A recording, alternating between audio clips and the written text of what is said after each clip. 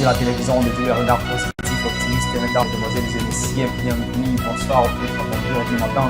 Tout cela dépend de la mort où sur la planète, en tout cas ici à Toulouse. Ce sont exactement 45 minutes. C'est vraiment un grand plaisir de présenter le journal de ce soir, c'est jeudi 7 novembre 2024. Au sommaire de ce journal, la première dame du Burundi, Angeline Ndayishimiye, appelle tous les parents de faire le suivi de leurs enfants. Cela, peu importe leur statut. Dans ce même journal, est accordé en délai d'une semaine et pas plus à toute personne ou institution n'ayant pas encore libéré l'espace pour passer la route nationale numéro 9. Voilà, vous avez le programme. Bienvenue.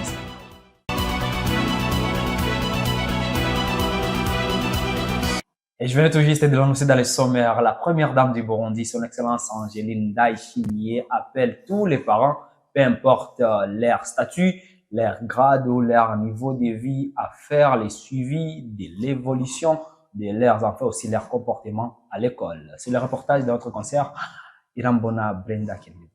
Il est important que chaque femme se charge des tâches ménagères et ne laisse pas les travailleurs s'en charger. Ce sont les propos de la première dame Angeline Ndayishimiye lors de sa visite à l'école Saint-Michel-Archange ce jeudi le 7 novembre.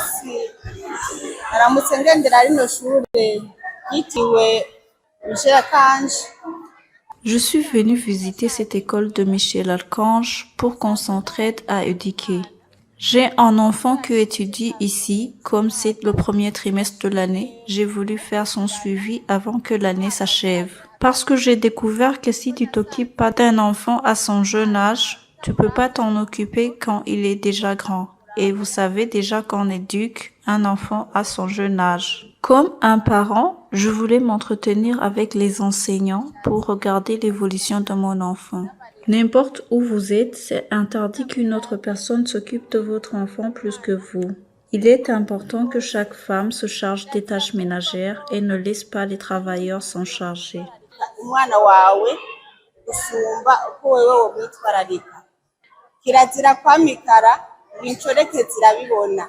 Angeline Ndayishimiye fait appel aux femmes dirigeantes et aux parents en général de faire le suivi de leurs enfants à l'école.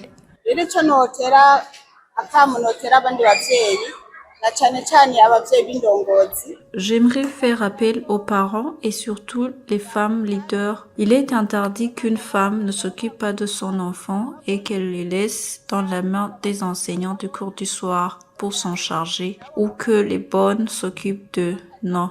Faut se lever et travailler parce que personne ne peut s'occuper de ton foyer plus que toi-même.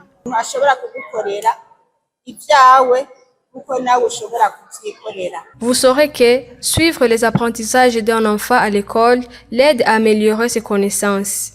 Et les travaux d'augmentation de l'eau pour l'utilisation ménagère des populations a connu beaucoup de progrès, comme l'affirme l'ingénieur Ibrahim Uwizeye. Il est ministre de l'énergie et des mines. Le reportage d'Elvis Mounianes.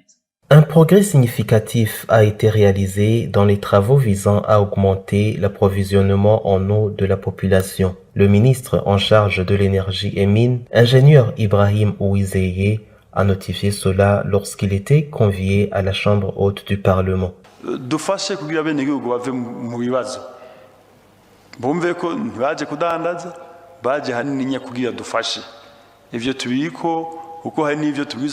Nous faisons tout notre possible pour que la population puisse accéder à l'eau.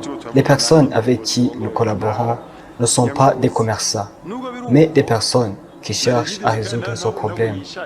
Nous travaillons également pour mettre fin à la pénurie d'eau dans la province d'Ongozi. Nous avons des échanges fréquents avec les autorités de la province d'Ongozi à ce sujet. La régie des eaux est également en train d'effectuer des forages d'eau dans plusieurs endroits. Nous allons procéder à des forages d'eau dans les parcelles qui ont été attribuées aux parlementaires. Il y a un réservoir de grande capacité qui n'a pas toujours de l'eau. Il y a aussi un projet d'effectuer un forage dans cet endroit.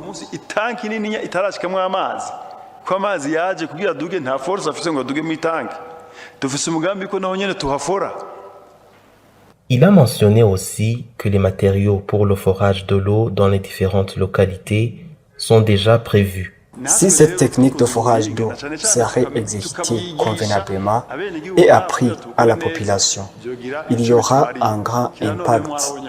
Le gouvernement a déjà disponibilisé des matériels destinés au forage.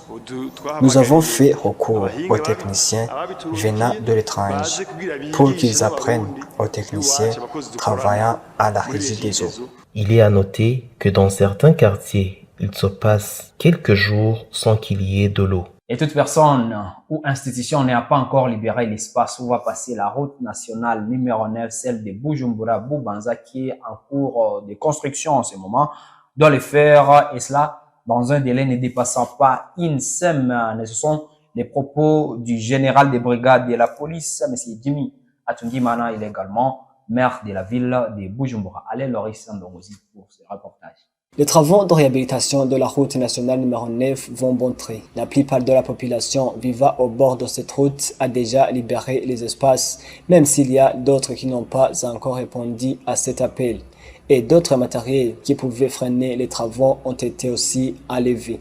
Les responsables de ce projet admettent que les questions d'indemnisation sont déjà réglées pour les personnes qui devraient en bénéficier. Et durant cette période, les machines de la société qui exécutent ces travaux sont en marche. Quelques obstacles qui sont observés concernent les camps de police et militaires ainsi qu'une école, tous du quartier Ngagala, qui n'avait pas encore libéré de l'espace. Mais général de brigade de police Jimmy Atungimana, maire de la ville de Bujumbura, rappelle que personne n'est censé ignorer la loi et a donné un délai limite pour toute personne ou institution pour que toute personne ou institution aura libéré l'espace.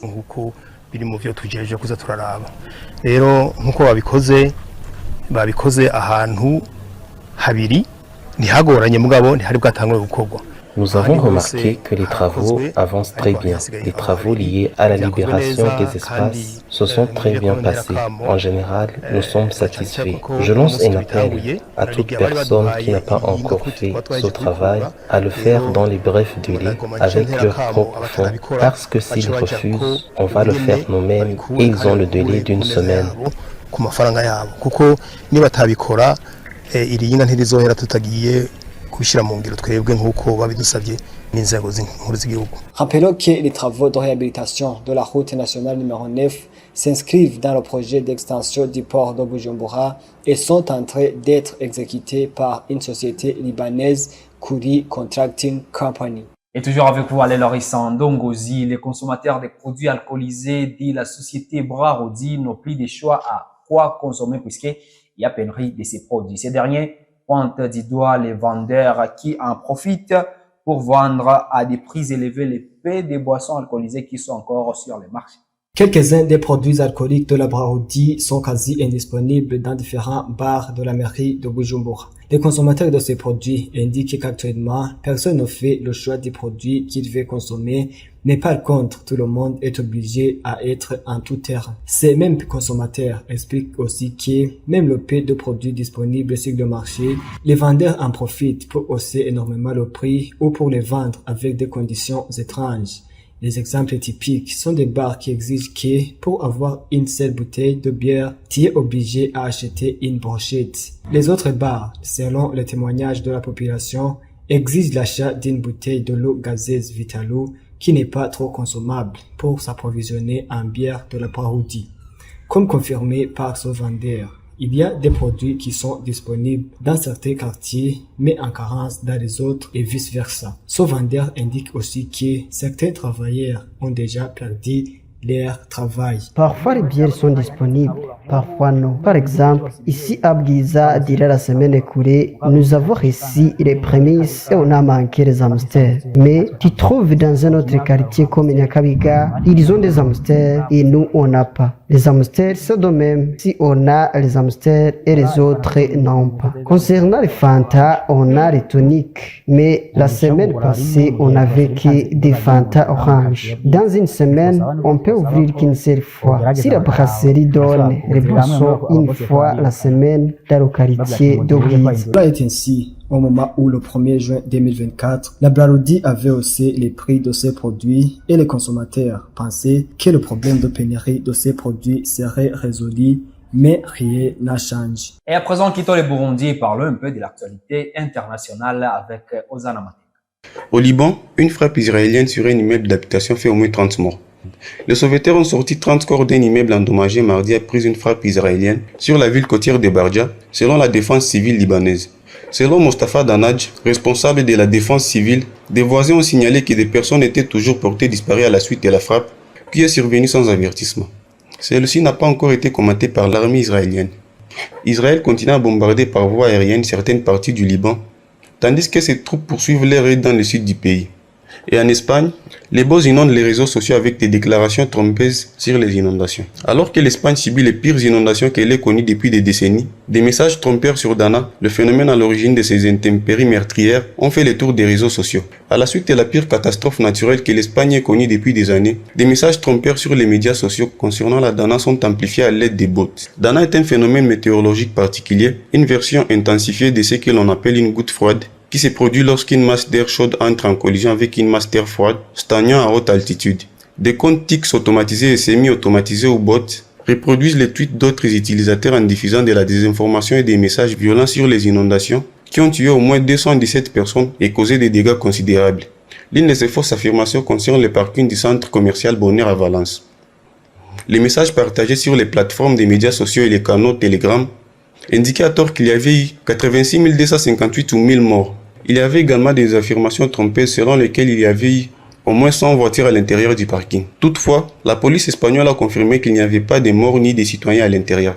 Plus tard, le maire d'Aldaïa, Guillermo Lujan, a déclaré que l'endroit était pratiquement vide avec seulement 20 véhicules à l'intérieur. Et voilà, c'est la fin de ce journal. Un journal que vous pouvez retrouver dès que vous voulez sur votre appareil. Allez sur YouTube, tapez @TV Burundi.